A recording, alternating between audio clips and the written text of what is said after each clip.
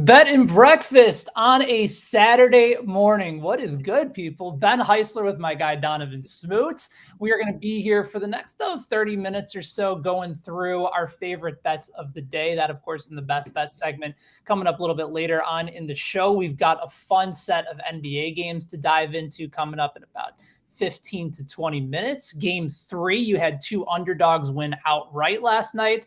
What's the case going to be on Saturday? Because both of the home teams now are favored despite being the lower seeds. So interesting matchups happening in the NBA tonight. And of course, we're about a week away or week out from the NFL draft. And there hasn't been a lot of conversation yet, Donovan, about some rookies that you can already start to bet on when it comes for offensive and defensive rookie of the year in the NFL. We have both our picks to win as well as a couple dark horse players to consider. But we have to begin. It's Derby Day. Happy Derby Day to you, Donovan. Have you? Has this been something that you've had circled on the calendar for the last several months? You got NFL draft, you got NBA playoffs, and then you got the ponies going on at Churchill Downs today. You know good and well that I have not had this circled on my calendar. The biggest listen, Jack Harlow and Drake just put out a song called Churchill Downs, and that's the most I've paid attention to Churchill Downs this entire like month. So, but I'm ready for the Derby though. It's always like a really fun day though. Everybody shows up. You got your nice hats. Everybody decides to do their best, Cam Newton impersonation, and just put on all these fits. So I'm ready to see what comes out of the day. You know what's funny is I figured as somebody who has always brought the best fashion of the BetSided team that thank you. The Kentucky Derby would be right up your alley. Everybody's talked to me about like, Ben, you got to go to the Derby. It's like such a great day. It's such a fun party. And my initial thoughts were like, yeah, but I don't think I'd enjoy the party because once I would get to the track, I would want to just constantly be betting on the horses. There's what, like 13 races, and like the Kentucky Derby is like the second to last one over at Churchill Downs. And like at some point, the whole festivities of it all, I feel like start to get overwhelming by the time the race is actually done and you've been there and you're on the sun-soaked infield for most of the time. Like I'm not paying for those upper tier seats. I'm going to be with the people down low. And Donovan, like, I don't know if you can tell by looking at me, I don't do particularly well in the sun. So I would just melt by the time like race number 7 or 8 comes along. So maybe at some point in my life, I'll get out to Churchill Downs. I've actually been there and seen actually toured the facilities, but I've never actually seen a race there. So maybe something to consider down the road. Yeah, that's what the big hat is for. The big hat is to block out, the sun. I thought guys are typically it's usually the women that do the hats. Listen, hats are for everybody. Hats are they are Do you gender go like neutral. fedora then? Do you like little Fedora the Explorer up on top? You can get a big brim hat. Like you can that's a play that you can make. I like listen, Carmelo Anthony used to rock a lot of like big brim hats. And I remember when Melo was on the Knicks and I was in high school, that was something that I was like trying to do. Like I was trying to pull off the hat? Yeah, I was trying to pull off the hat. I just couldn't because I'm not Carmelo. But like that's something that it's more functional. Like it's just as functional as fashion forward. Okay. All right. So Yeah. I listen, if I can find the proper hat and the proper attire, then it's certainly worth considering. But I just feel like I have a long way to go before I get there. Like you gotta walk. It's a process. You gotta walk before you run here. But I do want to get your thoughts on the Kentucky Derby because you wrote up our predictions and picks over at BetSided.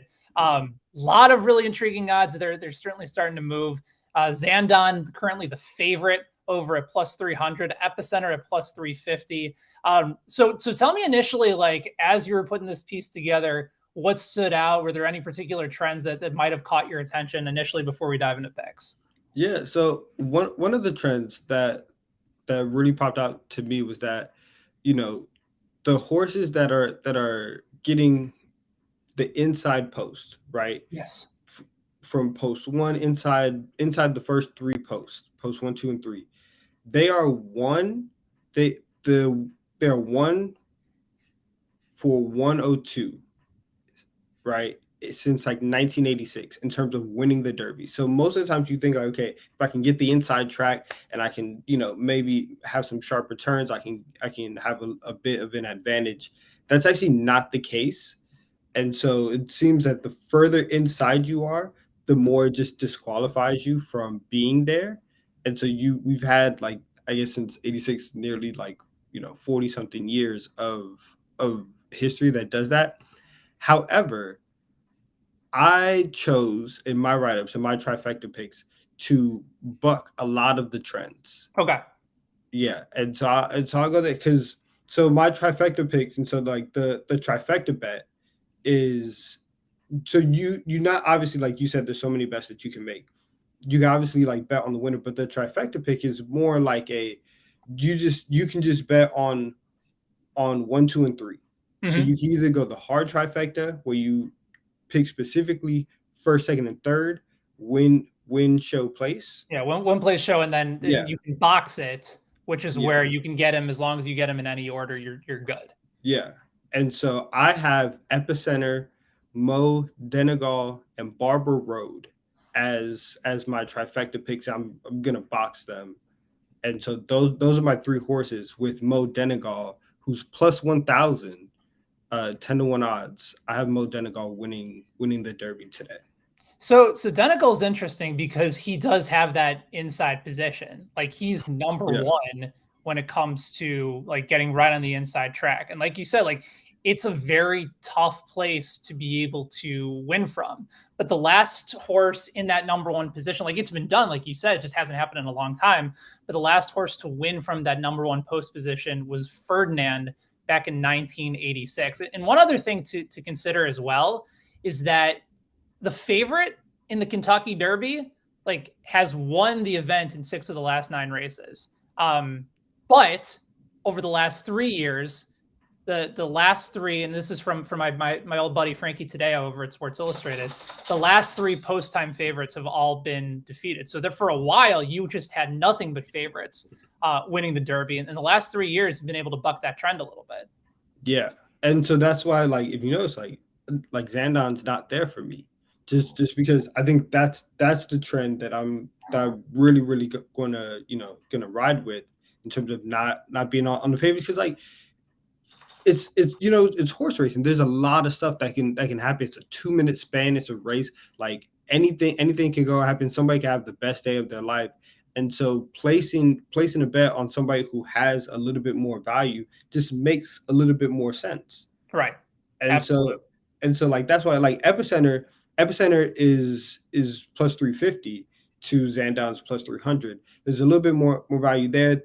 It's Zandon and epicenter are the two that are kind of like ahead of the pack, right? They're the closest ones, and then you start getting a little bit of separation. But I figured if we're gonna go with one of the top horses, let's go with the one with the most value. For sure. I think the way that I'm going to approach it today is just kind of go with a couple of exactas and box them a few times. Mhm. So, a couple of the options. The one that certainly stands out to me, obviously, you mentioned Zandon, and he's in a really good spot.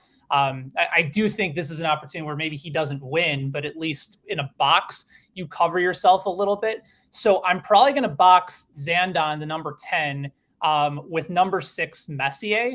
And just reading up a little bit about him, like Bob Baffert obviously suspended, not a part of this race, but it is still a Bob Baffert horse. And so you also have John Velasquez, who is running it, very familiar with the Derby. And, it kind of sets up nicely, especially with the Rangers back in the postseason this year. NBC not moving on a little bit from the NHL postseason. To me, it feels like there's a little bit of a narrative play. So I'll probably box 6 and 10, which is Messier and Zandon. And I'll also probably box Messier with Taiba, who's in the number 12 spot. And reading up on Taiba a little bit is that he actually beat Messier earlier this year at the Santa Anita Derby. So there's a little bit of familiarity between those two horses. So that's probably a little exacta play that I'll try and go for today. And then probably obviously put Messier at 8 to 1 to win. Okay.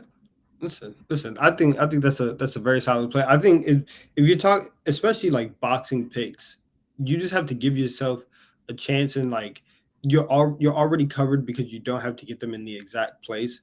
So I think the more value you can get, and then if you can follow some trends and say like, hey, this is what's been going on. Let me put my dollar where the last 5 of 8 has happened, or 6 of 9. If you can get a lot of those things and start to combine them, I think that's a really good strategy. So two quick stories on horse racing that I think you'll enjoy before we move on to our some of our favorite picks in the futures market for NFL offensive and defensive rookie of the year. So growing up in the Chicagoland area, there was a track called Arlington Park, and it's been in the news lately because the Chicago Bears just bought the property, and there's a lot of rumors that they might build a new stadium on this property. It's in the suburbs, so it wouldn't be like by the lakefront in downtown Chicago. But maybe that is the opportunity that they build a stadium and get a retractable roof and start getting some more big events. Anyway, that's why Arlington Park's been in the news. But I went there for the first time, like just as a family trip. And nobody in my family really likes to bet. I was probably 10, 11 years old. And so like to me, I was just like giving my dad like a couple bucks, for each of the races and going for it and like really diving in. And I had lost like maybe like $20. And to me, like that was a lot of money when you're 10 or 11 years No, old. it is. Yeah. That's a big deal. That's a big deal. And so finally I was like, all right, I want to do one more bet. My dad's like, why don't you save it? You've lost, maybe this is an opportunity to realize that this isn't for you. I said, no, I want to do one more. And I did a trifecta box and it hit. And it hit at like 25. It hit like at 25-1. So, and you were hooked. You were hooked. I think it was the first time that I had $100 bill in my hand, and I was like, "Oh my gosh, I got to do this again." So that happened. The other part is that I mentioned my buddy Frankie Tadeo over at Sports Illustrated, because that was the first time before I came to BetSided that I was editing like a ton of horse racing content. Because Frankie has studied this for a long, long time. He's a great horse racing handicapper. And I remember the first story I ever read, he was going through it and he was talking about horses, and he would refer to them as like this son of so-and-so and so-and-so. And I'm like, are you talking about the horse's parents? Yeah. Like, what? Yeah, this is a huge deal. Like these horses, like you have to talk and refer to it. And I'm like, I didn't know that we were talking about their parents in the article. But sure enough, like these are things that people look for. Like if you're a horse and there's a certain term for it that I don't remember. Where if you're a horse and you're a thoroughbred and you do really well, then like you're the stud for the next several years. Like you just got a great gig going. But I learned something that day that, if you're a proud papa or a proud mama in the horse racing world, then you've done awfully well for yourself. No, genetics that's a real thing. It's actually like it's a really big trend as well. Like 11 of the last 13 Derby winners were from like a very, very like successful horse. Like that your lineage, your name matters just as much as like what you've been up to yourself. Like it's a really big deal.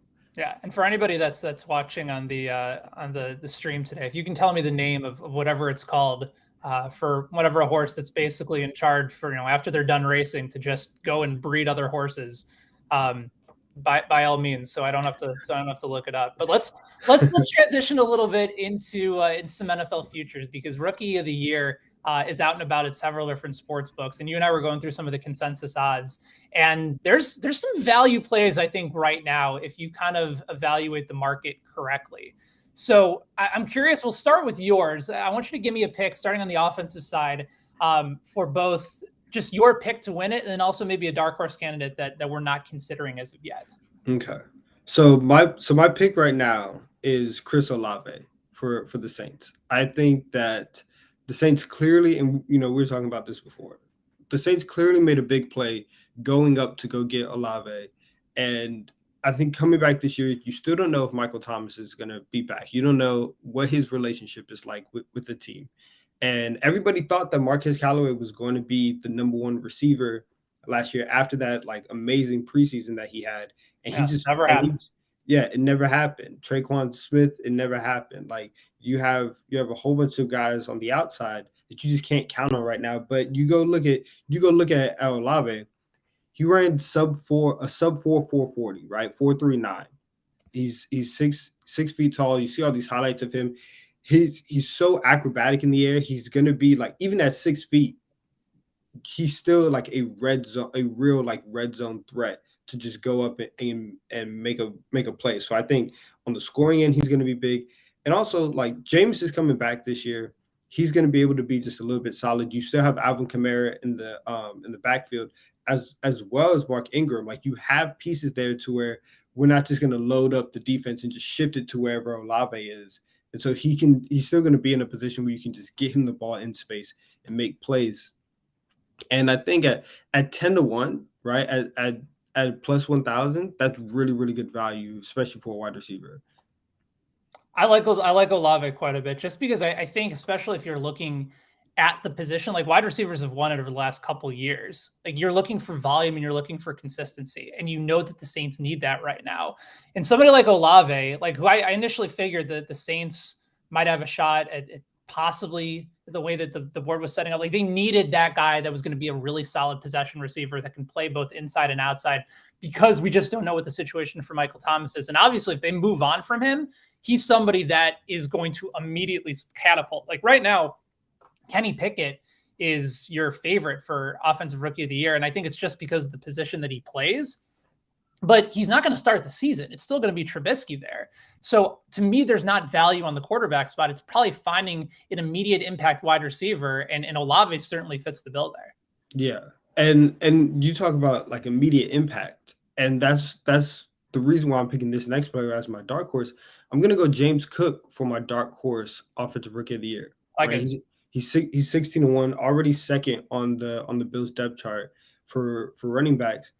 And you look at the Bills, and they are a very, very pass happy team. Yes. Right. They are going to put the ball in Josh Allen's hands, and they're going to say, "You take us there." And you saw in the playoff game against Kansas City, they said they did the same thing on the ground. They said, "Listen, when we're not going to hand the ball off to Devin Singletary, to Zach Moss, you are going to be the rushing threat and the passing threat." And in terms of longevity, that's not sustainable. It is not sustainable to have a guy throw the ball 45 times a game and then also take 15, 17 carries and take all the hits that he's going to take. Like that's not what you want for your franchise quarterback. And so Buffalo, they have a great offense. They have a good offensive line. You see running backs year in and year out, especially rookie ones. They're the ones who can come in and are most pro ready and the most ready to come in and make a really, really big splash. So I think you get a running back in the best situation, the best quarterback, best offense, great infrastructure. And if the Bills want to, I'm not going to say that they're going to turn it to a ground and pound team, but if they want to say, hey, we're going to take a little bit of the pressure off of Josh Allen, James Cook can easily come in and get 800, 900 yards this year, a couple touchdowns, and may be able to steal that award. Yeah, and especially if there's the breakaway speed that we're so used to seeing from him, and especially like given how the NFL has changed their entire perspective on pass catching running backs with breakaway speed, that's an aspect where he's going to make it to the highlight reel consistently. They're still trying to figure out from the early down backs whether they prefer Singletary or Zach Moss. Like Cook could slowly continue to work his way onto the field more and more consistently. That I think it's a great play. And especially if he ends up leading the team in touchdowns and big plays out of the backfield, then yeah, I certainly think that's in play as well.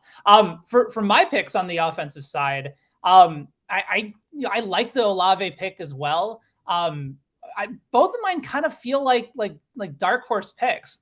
Jahan Dotson is a really intriguing one for me, because I think his role in the slot for Washington is exactly what they need. Now, I think they probably could have traded down to get him, but he didn't drop anything at Penn State. He's going to become a reliable option for Carson Wentz. You know how he likes to target guys in the middle of the field. You being an Eagles fan for all those years. I just think he's going to come in and immediately get himself situated. I don't know if he's going to have like the type of season that Jalen Waddle did, where Waddle was just all over the place. They used him in all these different ways and sets. But I think you can do a similar type of thing with Dotson, and just he's going to be reliable, and I think he's going to build the case for a lot of these great numbers. Like the last couple of years with Justin Jefferson, and then last year with Jamar Chase, like those guys put up record-breaking numbers at the wide receiver spot. I just don't think that's going to happen this year because none of the prospects, while very good, weren't at that elite level where they were going to become the immediate guy right away and then probably put up those types of numbers. Like maybe Olave, maybe somebody like Garrett Wilson in New York, but you're still trying to figure out what the quarterback spot is. The other two spots, you had consistent quarterback play. And so I just didn't love it. But a couple of dark horse names outside of Dotson, I suppose you can put him in that conversation at 18-1. Dameon Pierce, the running back from Florida, got drafted by Houston. Like he's going to be the starter from day one. And that's a guy that they project to be a 3-down back. He's available at around 4-1 odds. And then one other name way, way down the board. And you might know his pronunciation better than I do. Romeo, it's either Dubes or Dobbs. That the Packers selected. Everyone's going to be talking about the Packers selecting Christian Watson, who has maybe as much upside as any of these wide receivers in the draft. But he's coming out of North Dakota State. He's still his route running really isn't defined. And it's going to take him time to get to the point where they start using him the way in which they used Devontae Adams. But conversely, like Romeo Dobbs was a super high floor pick, like an experienced wide receiver, caught a ton of passes out of Nevada. He seems like the type of guy that him and Rodgers are going to click with immediately. Like just because he's seen it all and he has the experience and there's going to be like that instant connection, I think. And Watson's going to get there. But I think Dubes or Dobbs, again, I don't know how to pronounce his last name, but the numbers are there and the time is there and the Packers have raved about his experience. So like that's a plug and play guy for Rodgers right from the get-go. And you can get him right now at 100-1. Yeah, I like that play a lot just because I don't know. I don't know if the Packers are going to try because they still do have obviously like they have Aaron Rodgers. I don't know if they're going to switch their entire offense because they don't have like marquee wide receivers. Yeah. Like you would think, and especially after watching what happened in the divisional round against San Francisco, that they would say, okay, we're actually going to maybe take a step back from throwing the ball around all the time. We have Aaron Jones and AJ Dillon in the backfield. Like, let's get them the ball at all times. But somebody has to step up, and somebody has to be the number one receiver. And there's a very, very just like even playing field. Like you're gonna have Tanyan in the middle of the field, and he's gonna be there. And you're probably gonna see a lot of touchdowns out of him this year. But in terms of like yardage, are you convinced that Allen Lazard is as good as his numbers say, or was he more of a product of hey, Devontae Adams is on the other side? I think it's probably a combination of both. I think Lazard's a good receiver. Like he's a guy that can break away and has some good speed downfield, but like I don't look at him as a traditional possession receiver now. Yes. And so if he's not like the clear guy, him, Christian Watson, and Dobbs, all of them can come into this camp and any one of them can come out and be the guy that Rodgers is clicking with. So I like that pick a lot. What about on the defensive side? Are there any names that have stood out to you as far as dark horse picks and also the guy that you're probably going to go with this year? Yeah. So here's the pick in terms of like what I think is going to happen based on trends. So defensive player of the year has largely been like a front seven award. Yes. Right. It's been like pass rushers and linebackers. You don't see a lot of DBs. And I'm kind of looking at Devin Lloyd from Jacksonville. I know that they drafted, Walker first overall, and he's going to be the guy that's going to get a lot of the attention. But like Lloyd had a really, really good career at Utah. He had over 100 tackles last year, had 4 interceptions, had 7 sacks. Like he can do it all. So if a lot of the attention is going to go to Walker, I think there's a lot of space for Lloyd to play behind him and kind of play cleanup and be more around the action. And so he's at 8-1, and like in this defensive draft, even though that defensive players kind of stole the show in the first round, specifically the top 5 picks, I don't think anybody was looking at this class and say, oh, like in terms of like the pass rushers, like he's generational, he's different. I feel like everybody is still there's a lot of room for somebody to come in and sneak up and take that leap over somebody. So I think a fellow first round pick, yeah, I think Devin Lloyd might be the one that I'm looking at very, very heavily. But in terms of dark horses, and to be honest, I like the dark horses just as much as the Lloyd pick. I just think that I just think that it's so wide open, I think, on both sides of the ball this year, right? yeah. I think everybody this draft has been really weird, especially because there's no quarterback, so it doesn't feel like there's a dominating figure. But for dark horses, I have two. So I like Derek Stingley Jr., Okay. who's at 10-1. And I like Nakobe Dean, who's at 12-1. A little bit of a homer pick, obviously. But so with Stingley, I think Stingley is gonna have every opportunity to be just fantastic, right? He has Lovie Smith as his coach. He gets to play Trevor Lawrence twice a year, and Lawrence is gonna throw him a couple picks. He gets to play Ryan Tannehill without AJ Brown, without Julio Jones, right? Those two things can happen. He gets to play Matt Ryan this year, and I know. Listen, Matt Ryan's going to be great. Ian, if you're watching, don't get upset. Matt Ryan is still going to. I think that he's going to be able to make one play right against the Colts, and so he's in a division where the quarterback play isn't spectacular, and so that play is there for him. All right. For Nakobe Dean on the other side, he was a full participant in practice yesterday. The Eagles don't expect him to miss any time due to his pec injury. And he is one of the most talented players in this draft, and he fell because everybody was scared of this injury that may not even be an issue. So at 12-1, especially, it's kind of the same logic that I have with Lloyd, where Jordan Davis is going to be there. Yeah. Up front, and you have that first four. For 5 picks, they had such a good draft. They really, really did. And then you factor in the trade for Brown in the process as well.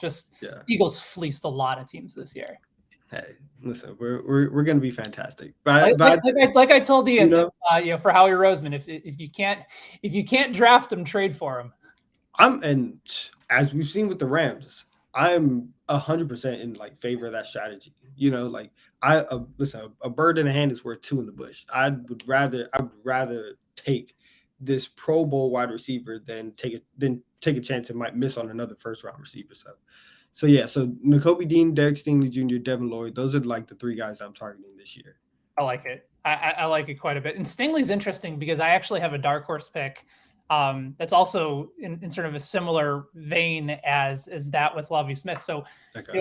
The thing about Lovie Smith, I guess I can start with my dark horse pick first, because the thing about Lovie Smith is, in being a Chicago Bears fan, is that the one thing about the Bears defense during his time was it was all about turnovers. It was all about takeaways.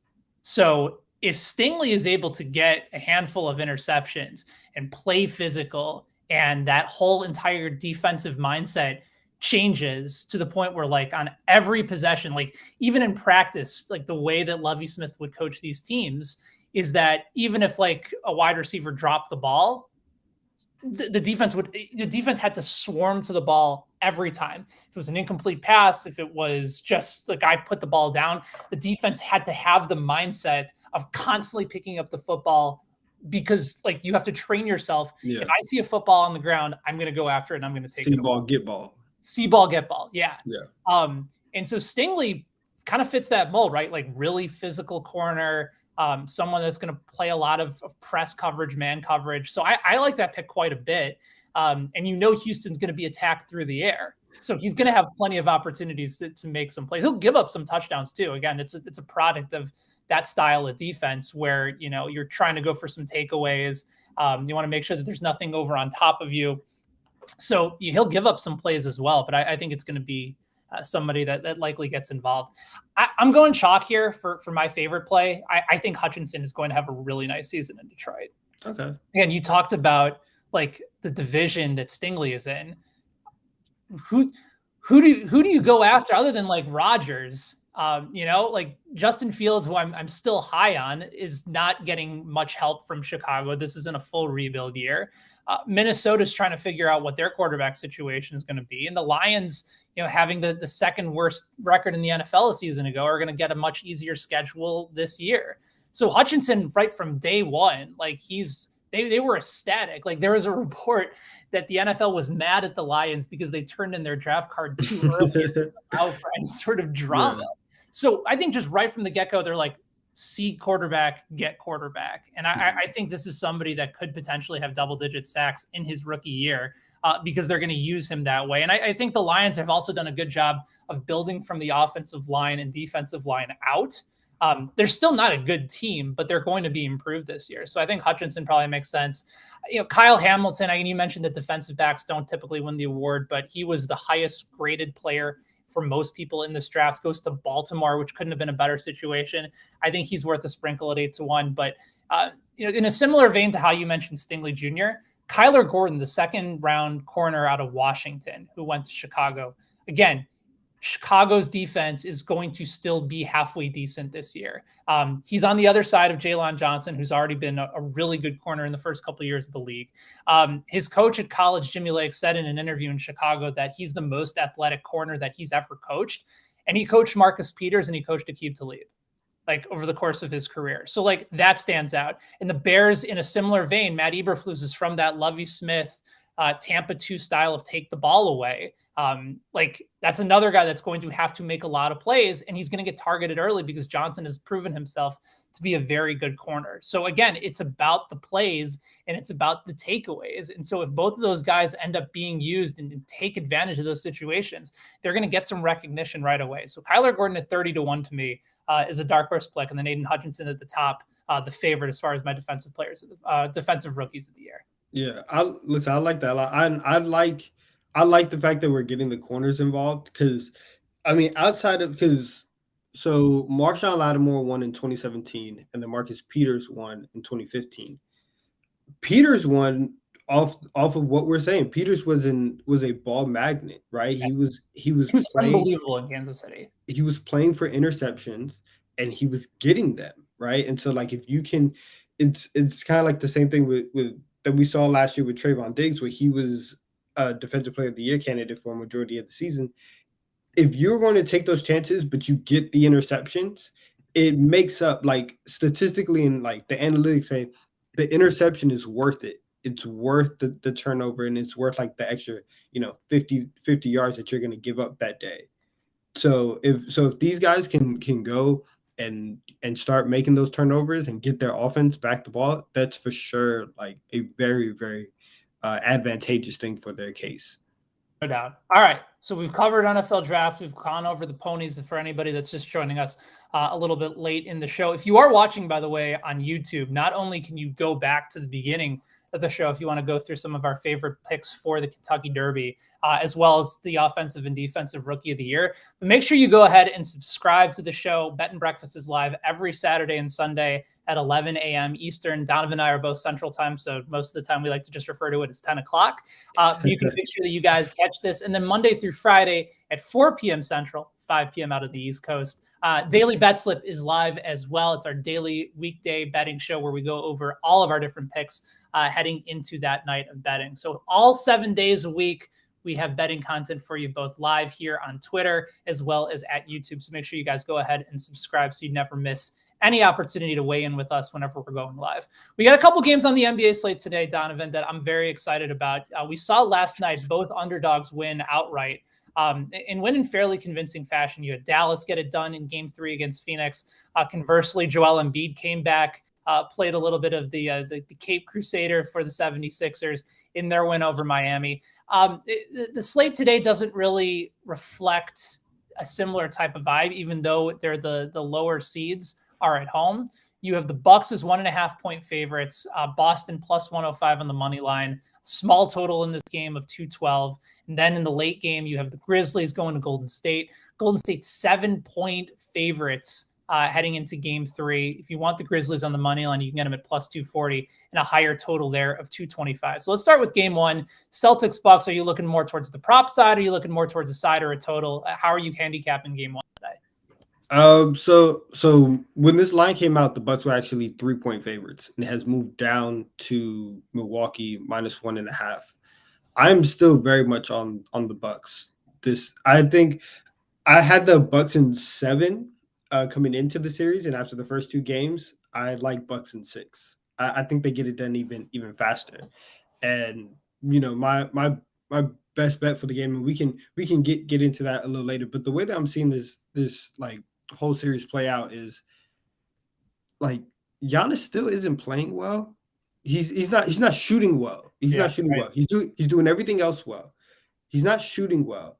But how long do you think that Grant Williams is going to be able to stand in front of Giannis? How many charges is he going to take and still be okay? How long can Al Horford stay with him in transition? How long, like, anytime Giannis gets going downhill, and we saw in the third quarter of game two, if Giannis if Giannis just like looks around and it's like, oh, like I'm him, like I'm Giannis Antetokounmpo, and just turns the switch, nobody on Boston is stopping him. So I think that today, especially getting back home, I think he shoots a little bit better.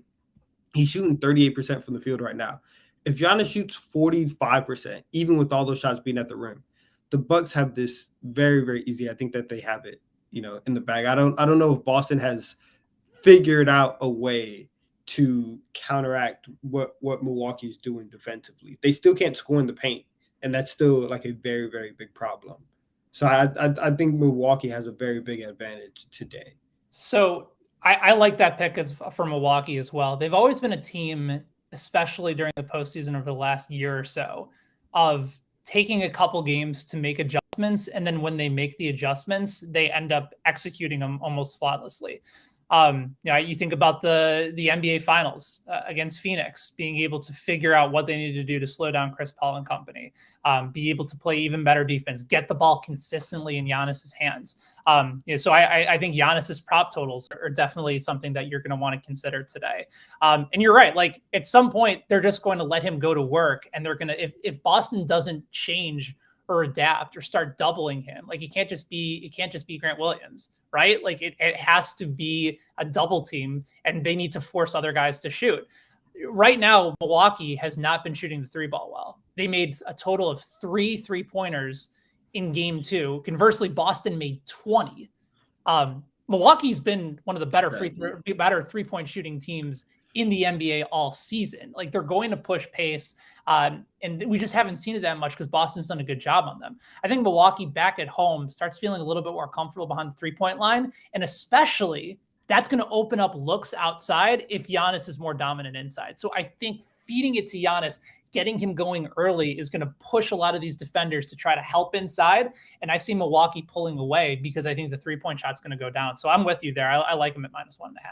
Yeah, and with Giannis, the one thing that I have seen, which is kind of weird, and I think that it will come back, Giannis around the rim normally is really like he has a nice touch around the rim, right? And he can finish. He has these like finger rolls. He can push stuff off the glass. That hasn't necessarily been there. He's been very, very he's just been strong on the offensive end in terms of like missing shots. He's not getting the touch around the rim in transition. And so if you start to see that come back as well, if Giannis starts, getting the finger roll going again, Boston's in for a long day today. There's also the consideration if you think Boston is going to like continue to hold down Giannis. He had a triple-double in game one. Came close to one in game two, 28, 9, and 7. I wonder what the odds would be for, and I'd have to check this over at WinBet to see if they've posted these props yet, but maybe Giannis to get a triple-double That's certainly remains in play. Like if I'm looking at the stat line right now, they have it for double-double. Here we go. A triple-double for Giannis. Wow. It's only +320. Like normally, if you're betting on a guy to get a triple-double, you want it at least to 5 or 6 or higher. So that's tough. But I also think if you're going off the mindset that Giannis is going to start scoring again, then conversely, maybe you target his points props and then also fade some of the rebounding and assist props as well. I'd say probably more so fade the assist prop as opposed to rebounding if you think the scoring is going to start to get going. But I mean, he shot, over 55%. He shot 55% during the regular season.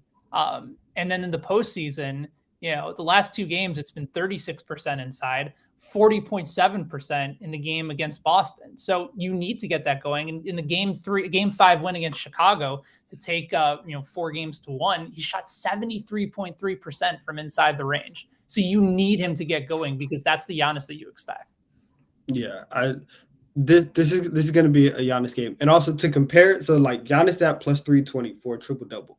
The best player on the other side of the floor is Jason Tatum, and his odds right now are 18-1.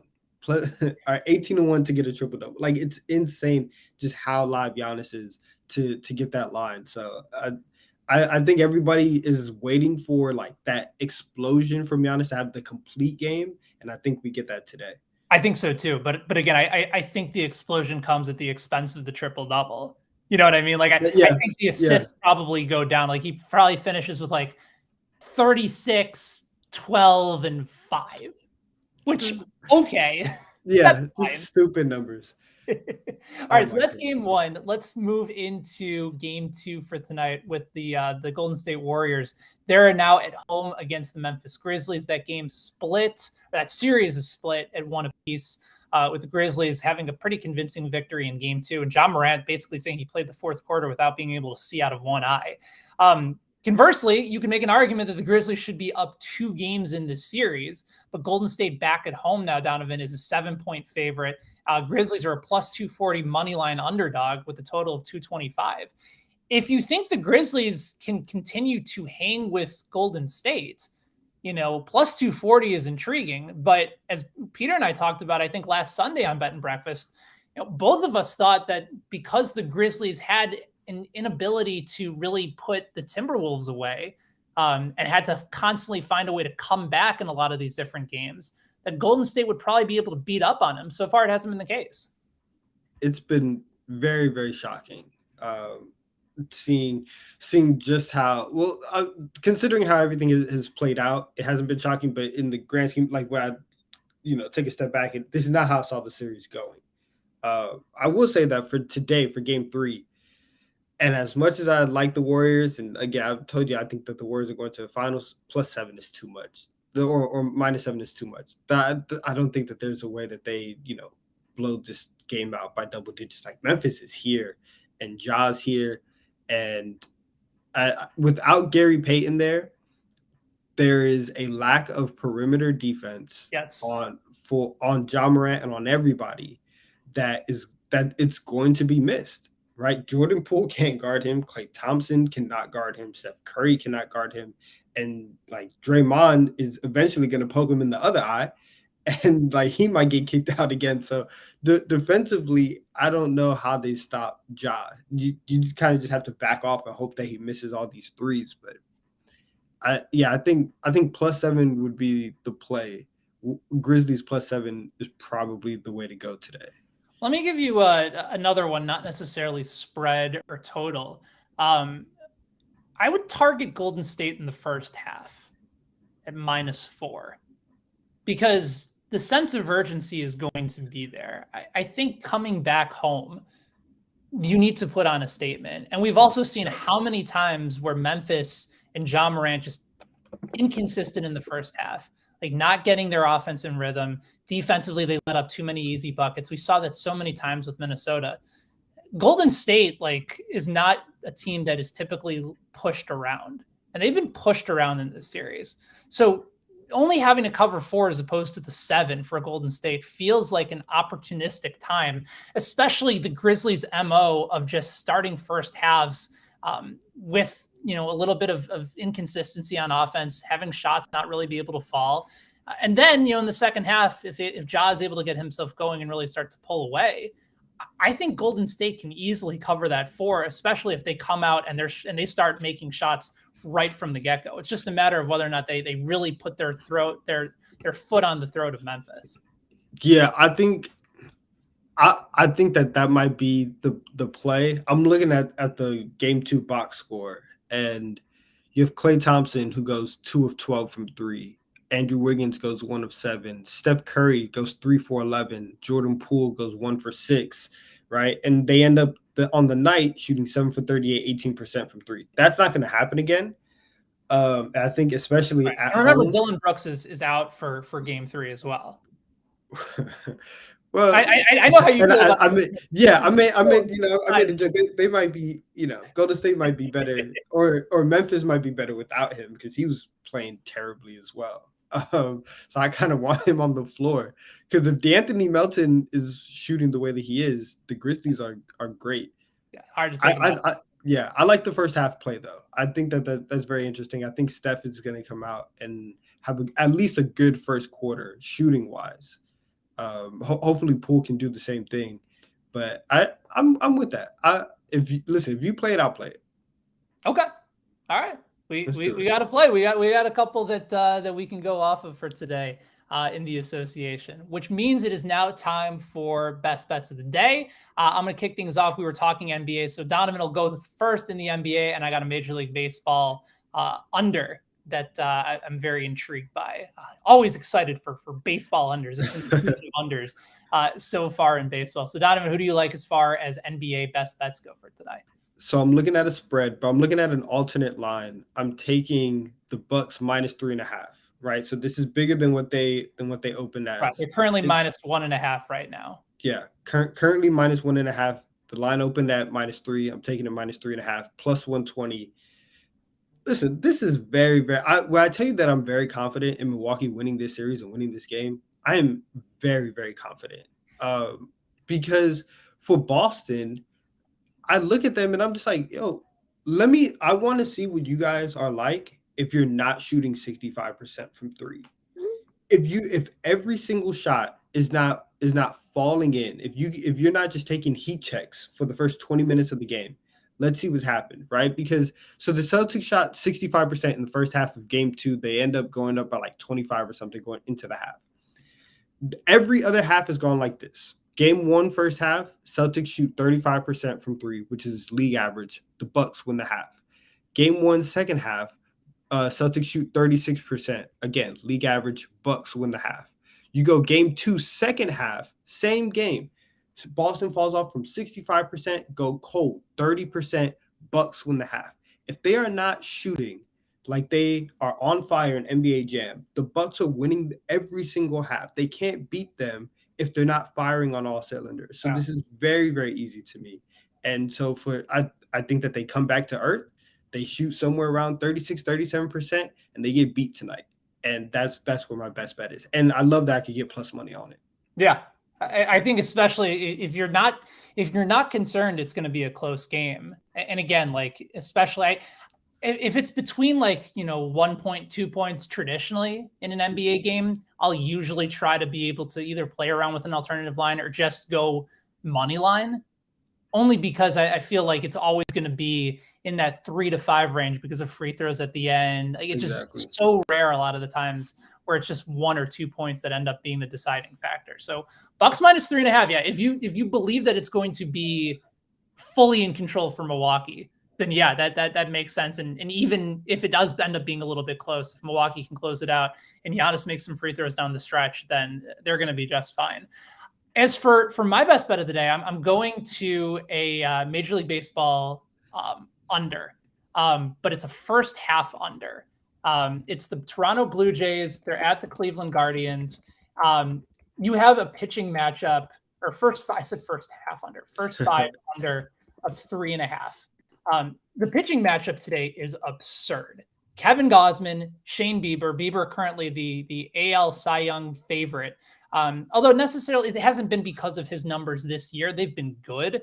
Gausman probably the favorite for it right now, along with my guy Logan Gilbert, who we talked about at BetSided at the beginning of the season at 70-1. But I wrote about this over at BetSided today. Kevin Gausman this year has been stupid. Okay, ERA is 2.27. His fielder independent pitching, which is a better sort of more typical reflection of like not only evaluating just how many runs he's given up, but also determining like balls in play and like what his actual ERA should be, is 0.49. Do you want to know the other thing that's crazy about Kevin Gausman this year? He's pitched just under 32 innings. He has 41 strikeouts and 0 walks. Has not walked one batter over the course of this year. So the control is at a pinpoint level. And he goes up against Bieber, who tied his season high in strikeouts the last time out. He's starting to go deeper into games. And even though the fastball velocity is just a tad bit down this year, the breaking stuff is getting tons of swings and misses. Like he's throwing the knuckle curve, he's throwing his slider, and guys are wailing away at it. So I'm going to just trust both starting pitchers and take the under 3.5 for the first 5 innings of this game. Like, there's just not going to be a whole lot of power contact and good hard hit balls against both of these two starting pitchers today. And you know that Gossman isn't going to issue free passes. So in a league where we're already seeing unders hitting anywhere around like 60%, I'm just going to trust both starting pitchers and give me the under 3.5. It's not a lot of runs, but I could see this very much being a 1-0 or 1-1 game after 5 innings today. Listen, nothing more exciting than a pitcher's duel. 1-0 baseball. That's what baseball's betting on. Listen, 1-0 baseball is crazy, but you have these Cy Young guys, these Cy Young contenders. That's good. That's good though. Yeah, both of those guys firmly in the mix. It's a doubleheader today, so the guys are going to be saving some energy for both of the games as well. So full on opportunity to back some of these starting pitchers today. So Donovan going with the alternative line of Bucks minus 3.5 at plus odds at 120. I'm going with the first 5 under in game 1 of the doubleheader between the Blue Jays and the Guardians today. And that's Best Bets, and that is our show for today. Donovan, great insight. Always fun to be able to do the show with you today. Tomorrow it will be Peter Dewey and Ian McMillan, same time, 11 a.m. Eastern time, 10 a.m. Central. Make sure you guys are back for this, as those guys are going to be going over full slate of NHL hockey, NBA postseason as well, and maybe a little bit of baseball in between. So for my guy Donovan, I am Ben. We appreciate you guys hanging out with us today here on Bet and Breakfast. May all of your best bets hit. We'll talk to you again tomorrow. So long.